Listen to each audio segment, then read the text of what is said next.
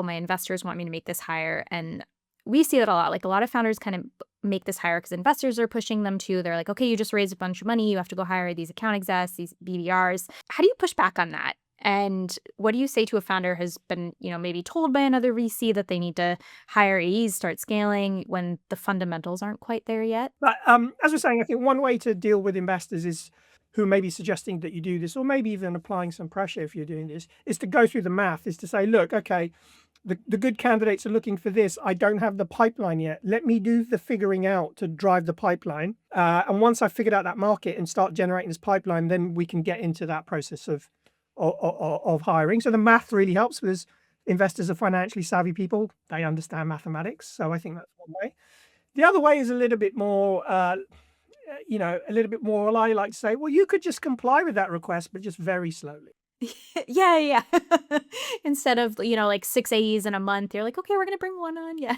I'm really happy to meet the candidate you're suggesting and go, yeah, they're really great, but I'm not sure they're a fit here in the culture, or I'm not sure that, whatever. You could just comply super slowly while you're busy just doing all of the figuring out. And I think there's an important thing that might be useful for any founders listening and for any investors listening, actually. There are broadly 3 or 4 types of salespeople who will be willing to join, even if you haven't figured out this market or generate pipeline.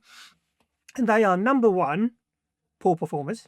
They're generally content to work for just the base, and they're hanging their hat on the hope that you might just be one of these outlier companies that ends up having insane product market fit.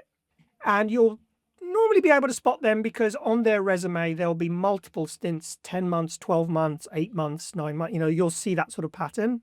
And they may have started their career in a company that was successful, but then afterwards they kind of bounced around. The other type of person who's generally willing to join is, an okay performer, a middling performer who just happened to be in the right place at the right time. So they just happened to join one of those companies that had outrageous product market fit, but they're not as experienced as they think they are.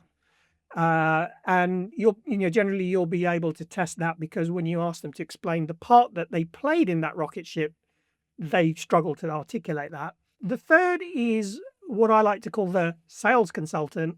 This is someone often who just got fired for poor performance, couldn't find another role, and has refashioned themselves as a sales coach for early stage founders. And they're using that just as a stealth way to get into a permanent role.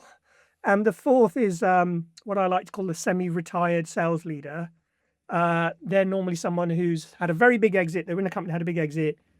They're kind of bored and they're like, oh, I like the energy of the early stage. I want to go back. But really, they're not motivated to do the super hard yards and do the grunt work, so to speak. And for them, it's kind of a bit more of a lifestyle choice to go work in a hip startup. And that's quite dangerous for founders, especially if you are in a hot technology space, a hot AI space, because you think, oh, this is perfect, right? This person has been on this journey and there won't be a stage fit.